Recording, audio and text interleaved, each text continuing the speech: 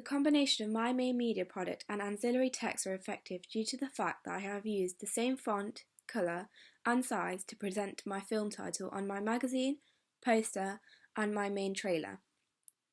The red colour connotes the blood against the innocence of the name Jasmine. A jasmine flower is usually white, which juxtaposes the colour red I have used. This gives my media product consistency as it would easily be recognisable to the audience. The main title and release date are in a red blood-like colour, whilst the hashtags and website links are in white. Again, this is to create juxtaposition with the house colours I have used. Having a consistent house colour is important as it links my ancillary text to my main media product, making it effective due to the audience being an important factor. The colour white, red and black are all conventional to my genre, which is a psychological thriller, as I found the same house colours on trailers similar to mine. These trailers include When a Stranger Calls and Gone Girl. These colours are also used on Empire magazine, which publishes information about some of the world's most famous horror and psychological thriller movies. This is why I chose to stick with the conventions on my magazine cover too. I chose to colour my building blocks in white on my poster to contrast the background colour, which varies between grey and black. This makes the text more visible to the audience.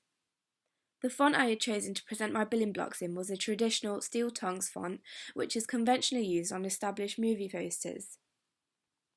I embedded a hashtag and website link into my poster and main media product to make my product look more established and to create awareness.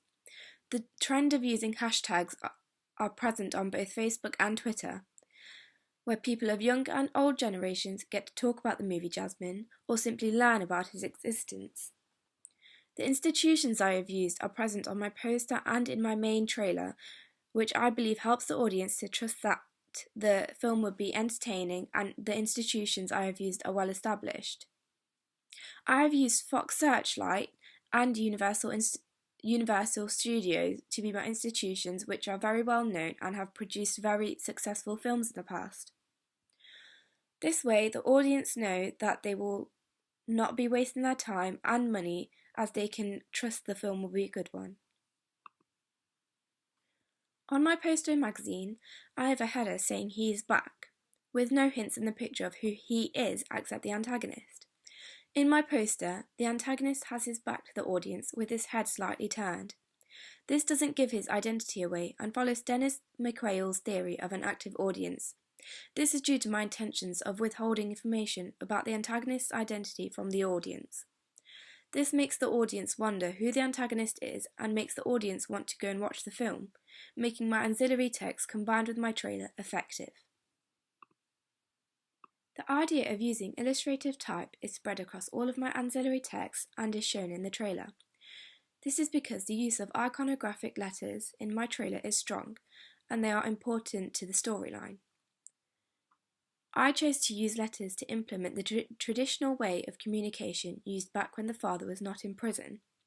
I found this to have more meaning instead of using conventional props such as a mobile phone or other digital devices to stalk the girl, like they do in When a Stranger Calls. The illustrative type is embedded into the background of my poster and magazine. The magazine background has the actual letters used in the main media product stuck to a wall where they are clearly readable. This gives the audience a sense of genre and storyline. The cover lines used on the magazine are in different tones and fonts to help reinforce the illustrative type. In my poster, the illustrative type is in the top half of the sky and in a font called handwriting. This is to replicate the handwriting used in letters. One thing I have not done is shown the location that is used in my ancillary text in my main media product.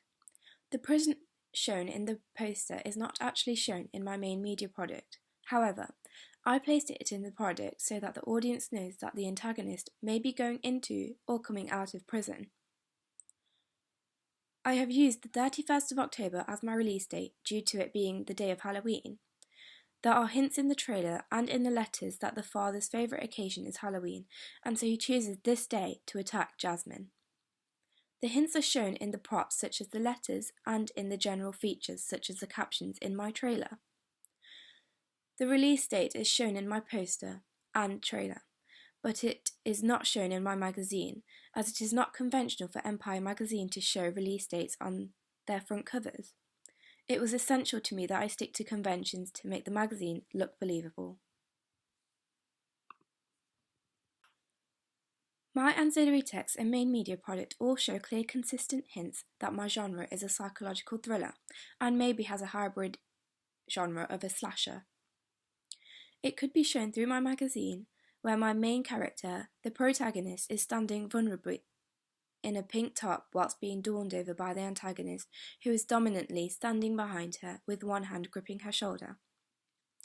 This follows Claude Lévi-Strauss's theory of binary opposites.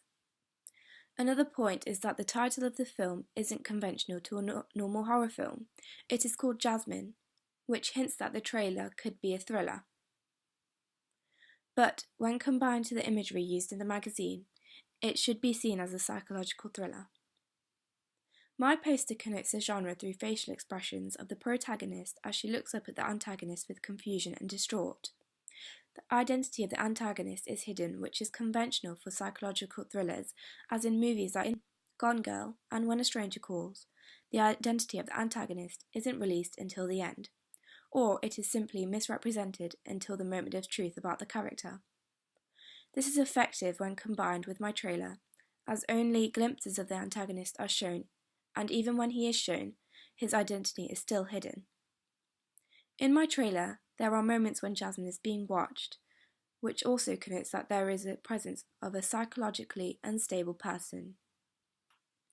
There is a consistency of dark tones shown in my ancillary text and in my trailer, which gives off a dark vibe to audiences who are interested.